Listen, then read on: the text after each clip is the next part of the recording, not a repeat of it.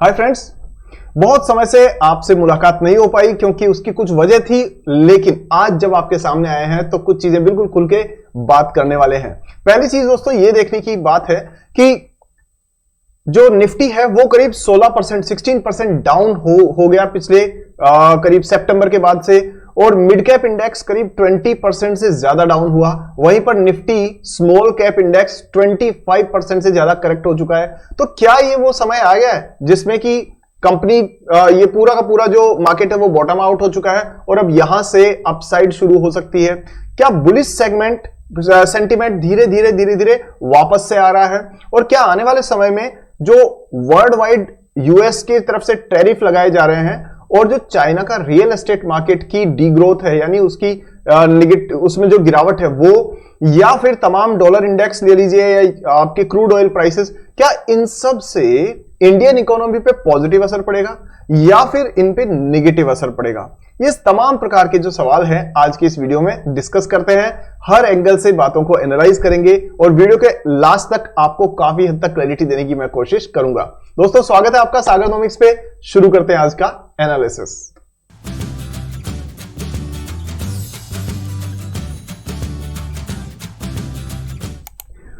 Video शुरू करते हैं और देखते हैं सबसे पहले निफ्टी में और बाकी सारे सेक्टर्स में क्या हाल चल रहा है। तो जरा आप एक बार नजर डालिए, आप देखेंगे खुद आपको ताजुब होगा कि यहां पर निफ्टी जो है उसके मुकाबले में आप देखेंगे कि ये जो चार्ट है ये है दोस्तों स्मॉल कैप निफ्टी का, और आप देख सकते हैं कि सितंबर के बाद से, और ये यानी 23 सितंबर के बाद से, और ये कहां पहुंच चुका है? ये करीब 25% करेक्ट हो चुका है।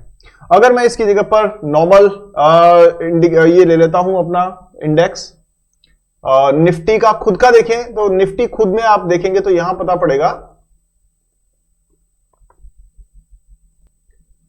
कि निफ्टी खुद जो है वो दोस्तों करेक्ट हुआ है इस दौरान। कितना करेक्ट हुआ है जरा बता देते हैं। सेम पीरियड में निफ्टी में जो करेक्शन आई है वो लगभग 16%, 16% की आई है। तो अब पहला तो सवाल ये उठता है कि भाई इतनी ज्यादा करेक्शन आई और दोनों इंडिसेस में इतना डिफरेंस क्यों है? पहला क्वेश्चन तो ये आएगा ना कि भाई आप ये देख रहे हैं कि निफ्टी जो है वो 16% से गिरा है, जबकि स्मॉल कैप जो है वो 25% से गिर गया, और मिड कैप भी करीब 20% से। तो इतनी वॉलेटिलिटी मिड और स्मॉल कैप में क्यों आई है? पहला सवाल तो ये होना चाहिए आपका। तो अगर ये आपके मन में है तो इसका जवाब मैं अभी दे देता हूं। देखिए, हमेशा ध्यान रखिए, कंपनीज जो होती है ना वो इंडिकेटर जो आपके इंडाइसेस बनती है वो मार्केट कैप के हिसाब से बनती है। तो इंडिया की सबसे बड़ी मार्केट कैप वाली 50 कंपनियां, यानी बाकी और फैक्टर्स भी होते हैं पर मोटा मोटा ही मान के चलिए कंपनी की साइज, तो 50 बिगेस्ट कंपनीज से बना हुआ है निफ्टी 50। अब उसके बाद में निफ्टी के बचे हुए जो 150 स्टॉक्स है नेक्स्ट वाले मिड कैप के, उनसे बना हुआ है निफ्टी 150 मिड कैप, और उसके बाद में 250 स्मॉल कैप जो है, जो करीब 5000 करोड़ के आसपास की मार्केट कैप के से नीचे के या लगभग उसके स्टॉक्स होते हैं, उससे नीचे के होते हैं नॉर्मली, उनसे बना हुआ है निफ्टी स्मॉल कैप।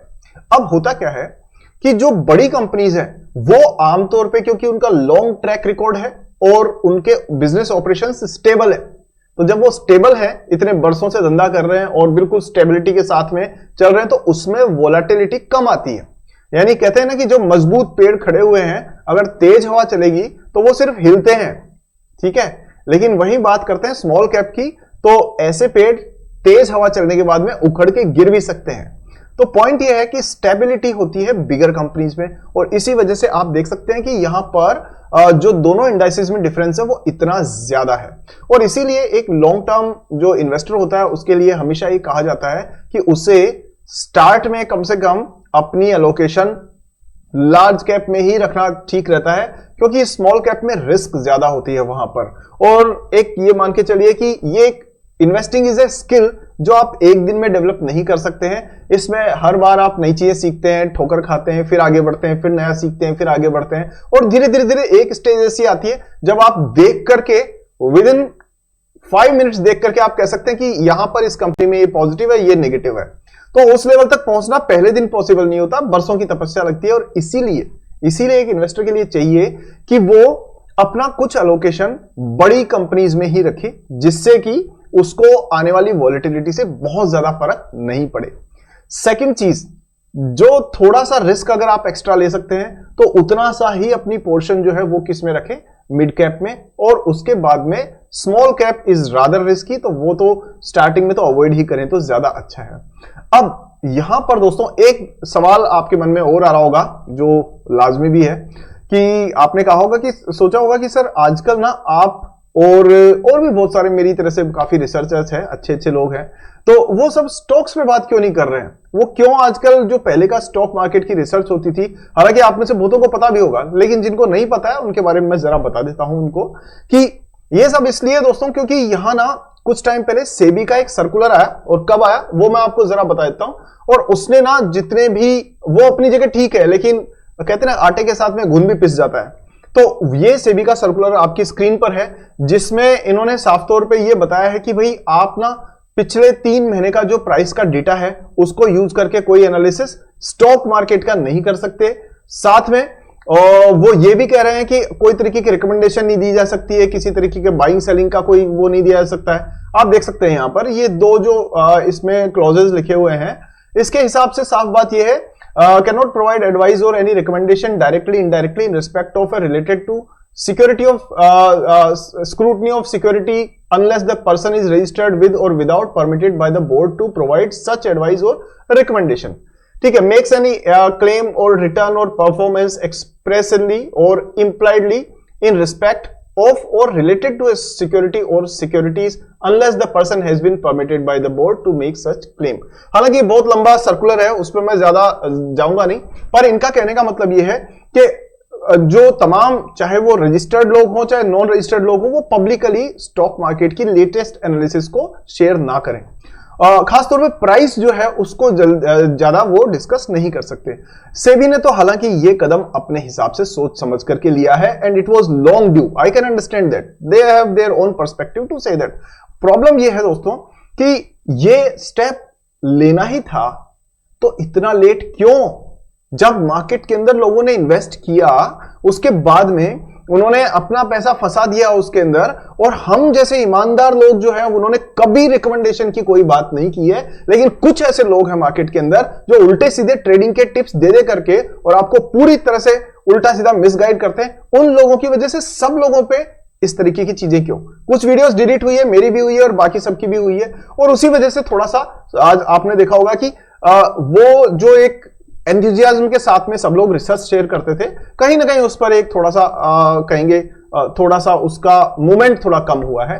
कोई बात नहीं, आई रिस्पेक्ट एवरीबडी, और हम सभी को हमारी सरकार और बाकी सबका सम्मान करना चाहिए। बस ये जरूर है कि यहां टाइमिंग और दूसरी बात लोगों को जो कहते हैं ना अच्छे और बुरे के बीच की पहचान, ये करने के लिए थोड़ा सा और मेहनत करते, थोड़ा सा और उसको सही सिस्टम को यूज करते तो थोड़ा ज्यादा अच्छा रहता। खैर वो मेरा विषय नहीं है, और इसलिए हम लोग, मैं सिर्फ आपको ये बता रहा हूं, इस वजह से हम लोग धीरे धीरे धीरे धीरे एक जनरल एनालिसिस की तरफ से मूवमेंट कर गए हैं। जैसे आज मैं बात करूं इंडाइसेस की, तो अब इंडाइसेस में आप देख सकते हैं कि लॉजिक आप समझ ही गए होंगे, और इसी वजह से आपने देखा होगा काफी जो पहले से काफी चेंज आ गया। चलिए अब मैं आपको थोड़ा सा इंडाइसेस के बारे में बताता हूं, और यहां देखिए इंडाइसेस में एक, जब भी आप इन्वेस्ट करते हैं तो एक चीज का बड़ा ध्यान रखना होता है, और वो होता है कि आपका सेक्टर अलोकेशन कैसा है। ठीक है, और सेक्टर रोटेशन, सेक्टर अलोकेशन का आपके पोर्टफोलियो बिल्डअप करने में बहुत फायदा और बहुत ज्यादा इंपॉर्टेंस रखता है, क्योंकि सेक्टर्स जो होते हैं ना वो दोस्तों साइक्लिकली घूमते रहते हैं। जैसे एक सेक्टर होता है जिसे आप डिफेंस सेक्टर कहते हैं। डिफेंस का मतलब वो वाला डिफेंस नहीं, वो गन और मिसाइल वाला, वो भारतीय इलेक्ट्रॉनिक्स टाइप का नहीं। डिफेंस मतलब डिफेंसिव स्टॉक, यानी ऐसे स्टॉक्स जिनके ऊपर डिमांड इलास्टिसिटी का ज्यादा फर्क नहीं पड़ता। आसान भाषा में बताऊं कि जिनकी मांग एंड डिमांड पर मार्केट फोर्सेस का बहुत ज्यादा फर्क नहीं पड़ता। जैसे कि आप देखिए डिस्क्रिशनरी, नॉन डिस्क्रिशनरी प्रोडक्ट्स। अब ये क्या होते हैं? ये होते हैं रोजमर्रा के काम में आने वाली चीजें। जैसे अब यूटिलिटीज को ले लीजिए आप। अब यूटिलिटीज में क्या होता है? आपकी इलेक्ट्रिसिटी हो गई, और वाटर हो गया आपका, आपकी गैस हो गई, इसके अलावा तमाम जो दिन रात काम में आने वाली चीजें हैं, तो उन पर बहुत ज्यादा फर्क नहीं पड़ता। और इसीलिए वॉरेन बफेट साहब भी, या उनके जो गुरु थे बेंजामिन ग्राहम साहब भी, वो भी ये कहा करते थे कि utilities are a good bet for a common investor. तो एक सामान्य व्यक्ति को कुछ एलोकेशन यूटिलिटीज में रखनी चाहिए। अगर आप मान लीजिए आज आपको घर पे पानी चाहिए, इलेक्ट्रिसिटी चाहिए, तो वो चाहिए ही ना। लेकिन वो ऐसा थोड़ी होता है कि आपका मार्केट बहुत तेज हो गया और आपको लगा कि यार बहुत पैसे आ गए तो हम 100 गुना इलेक्ट्रिसिटी खर्च करना शुरू कर दें, या फिर अगर पैसे खत्म हो गए हैं तो हम बिल्कुल भी इलेक्ट्रिसिटी यूज ना करें। ऐसा नहीं होता ना। तो ये नॉन डिस्क्रिशनरी गुड्स है और कुछ अलोकेशन इनमें रखने से क्या होता है, आपकी सेफ्टी ऑफ प्रिंसिपल बढ़ जाती है। सेकंड आती है डिस्क्रिशनरी प्रोडक्ट्स। अब ये क्या होते हैं? ये होते हैं वो जिनको आप कहते हैं कि जो जहां आपकी चॉइस है, डिस्क्रिशन है। जैसे मान लीजिए आप लग्जरी गुड्स है, आपको महंगी घड़ी खरीदनी है या नहीं खरीदनी है, ये आपकी चॉइस है। तो ऐसे प्रोडक्ट्स में आप डिसाइड कर सकते हैं कि अगर मान लीजिए सेंटीमेंट डाउन है, अगर इनकम कम होती है उस टाइम पर, या मान लीजिए आपके पास में डिस्पोजेबल कैश नहीं है, तो आप क्या कर सकते हैं? आप इलेक्ट्रिसिटी को तो नहीं रोकेंगे, या आप अपने पानी की सप्लाई को तो नहीं रोकेंगे, गैस को तो नहीं रोकेंगे, लेकिन आप लग्जरी गुड्स को खरीदना कम कर देंगे उन दिनों में। तो आप चाहे महंगे कपड़े हो, महंगी घड़ियां हो, लग्जरी ज्वेलरी हो, कार्स हो, या फिर जो भी लाइफस्टाइल से रिलेटेड महंगे क्लब ज्वाइन करना हो, ये सब चीजें डिस्क्रिशनरी प्रोडक्ट्स में आती है। और इसलिए डिस्क्रिशनरी प्रोडक्ट्स में क्या होता है दोस्तों, इसमें आपको डिमांड इलेक्ट्रिसिटी बहुत ज्यादा होती है। तो आप देख सकते हैं कार्स, लग्जरी, ये सारी चीजें आती है। डिमांड इलेक्ट्रिसिटी का मतलब क्या होता है कि यहां पर आप देखिए, अगर मान लीजिए ओवरऑल जो इकोनॉमी है वो 2% गिरी, सपोज फॉर एग्जांपल, हालांकि होना नहीं चाहिए, भगवान ना करे ऐसा हो, लेकिन अगर हल्की सी 2% गिरी, या मैं सीधे शब्दों में कहूं तो मान लीजिए अगर इकोनॉमी को छींक आई, तो जो डिस्क्रिशनरी प्रोडक्ट्स है यानी जो एसेंशियल गुड्स है उनको भी छींक ही आएगी उनको छींक तक का असर होगा। लेकिन जो जो नॉन डिस्क्रिशनरी की बात कर रहा था, लेकिन जो डिस्क्रिशनरी प्रोडक्ट्स है उनमें वो बीमार पड़ जाएंगे, उनको वायरल फीवर हो जाएगा। यानी अगर मार्केट में सपोज करिए जो नॉन डिस्क्रिशनरी प्रोडक्ट्स है वो 2% गिरे, तो जो डिस्क्रिशनरी प्रोडक्ट्स है, जो लग्जरी आइटम्स है, जो ऑप्शनल आइटम्स है, वो 3 से 5 से 10% या उससे ज्यादा भी करेक्ट हो सकते हैं। और इसीलिए पोर्टफोलियो बनाते टाइम पर हमें जरूरी है कि हम बैलेंस आउट करके चलें चीजों को। अब अगली बात आती है कि यहां पर ये जो ओवरऑल मार्केट फोर्सेज है उनका इंडिया पे क्या फर्क पड़ेगा। कौन कौन से मार्केट फोर्सेज है? पहला कि जो ओवरऑल जो वर्ल्ड वाइड टैरिफ लगाए जा रहे हैं यूएस की तरफ से, उसका हमारे देश पर क्या फर्क पड़ेगा। चाइना में जो रियल एस्टेट में डाउन टर्न आया है उसका क्या फर्क पड़ेगा। यूएस डॉलर जो इंडेक्स जो मजबूत होता जा रहा था उसका क्या फर्क पड़ेगा। और साथ में जो ऑयल से रिलेटेड जो प्रॉब्लम्स और चैलेंजेस आ रहे थे उसका क्या फर्क पड़ेगा। अब देखिए एक एक बात करते हैं। तो पहली चीज है कि क्या जो यूएस टैरिफ वॉर शुरू हुआ है उसका इंडिया पर नेगेटिव असर पड़ेगा। तो उसका जवाब है कि बहुत ज्यादा नहीं पड़ेगा।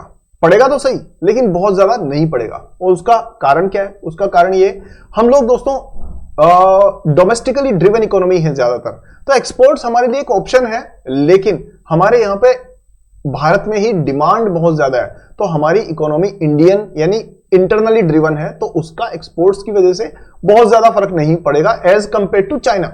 चाइना पे बहुत ज्यादा फर्क पड़ेगा, वो पहले ही बुरी हालत में है, और यूएस के टैरिफ की वजह से चाइना का तो हाल खराब हो सकता है अगर इतनी ही टाइट जो पॉलिसीज रही तो। सेकेंडली, अब चाइना के रियल एस्टेट में डाउन टर्न आ रहा है, उसके हमारे देश पे हमारे तो कोई खास फर्क पड़ेगा नहीं। प्लस एक अच्छा फर्क ये पड़ सकता है कि वहां से कंपनीज जो है वो अपना बिजनेस यहां शिफ्ट करना शुरू करें, क्योंकि जो राइजिंग इकोनॉमी है पूरी दुनिया चाहती है अपनी अपना जो सेटअप है वो वहीं किया जाए। तीसरा है डॉलर इंडेक्स, तो उसके बारे में ज्यादा चिंता करने की इसलिए जरूरी नहीं है क्योंकि this is called hot money. ये एफआईआई की जो मनी है that is called hot money. ये आती है जाती है मौका देख करके इधर कभी उधर, तो ये टेम्परेरी फिनोमेना है, ये चलता रहेगा। चौथी चीज वो है क्या क्रूड ऑयल प्राइसेस का फर्क पड़ेगा। तो अभी तो अच्छी बात यह है कि वर्ल्ड वाइड जो है जो जितनी भी वायलेंस और जितनी भी तरीके के कॉन्फ्लिक्ट्स चल रहे थे तो वो कंट्रोल में आना शुरू हो गए। जैसे यूएस इसका यूक्रेन का और जो रशिया का वॉर था वो काफी हद तक सेटल हो चुका है, और जो इजराइल और हमास वाला जो कॉन्फ्लिक्ट चल रहा था वहां पर भी काफी हद तक चीजें सही रास्ते पे आती दिख रही है। तो उससे क्या होगा कि ऑयल का जो ओवरऑल लेवल है वो हमारे लिए मतलब कम रहेगा उसकी प्राइसेस, और उसकी वजह से इंडियन इकोनॉमी में जो एक्सपेंसेस है, जो इंपोर्ट बिल हमारा है वो कंट्रोल में रहेगा। तो आपने देखा करीब $70 के आसपास पर बैरल के आसपास जो प्राइसेस चल रही है which are much better, India के लिए तो अच्छा है। साथ में जो यूएस है वहां पर भी प्रेसिडेंट ट्रंप ने कहा है कि ड्रिल बेबी ड्रिल ये एक नया उन्होंने फॉर्मूला निकाला है। मतलब कि ऑयल निकालना शुरू करे, तो यूएस भी अपने ऑयल के प्रोडक्शन को बढ़ा रहा है। तो आप ये देखिए, हमारे लिए तो दोनों हाथों में लड्डू है इस चीज को लेकर के। पहला कि अगर यूएस अपना ऑयल प्रोडक्शन बढ़ाता है और इधर से रशिया से हम ऑयल खरीद रहे थे पहले, जो अब थोड़ा महंगा हो गया, और साथ में जो ओपेक कंट्रीज है, जो गल्फ कंट्रीज है, वो तो हमें ऑयल देती ही है, तो हमारे लिए जहां से सस्ता मिलेगा हम वहां से ऑयल खरीदेंगे। There is a competition between the suppliers, among the suppliers, which is a good thing for a company like India, country like India. So दोस्तों, ओवरऑल ग्लोबल सिनेरियो क्या है? उम्मीद है कि इस वीडियो से कहीं ना कहीं मैं आपको कुछ क्लैरिटी देने में समर्थ हो पाया हूं। If you like this analysis, please hit the like button और इसको सब्सक्राइब करिए चैनल को, और मैं आने वाले टाइम में बहुत सारे और एनालिसिस भी आपके लिए लेकर के आने वाला हूं। सो अगले वीडियो में जल्दी मिलते हैं, तब तक नमस्कार, जय हिंद,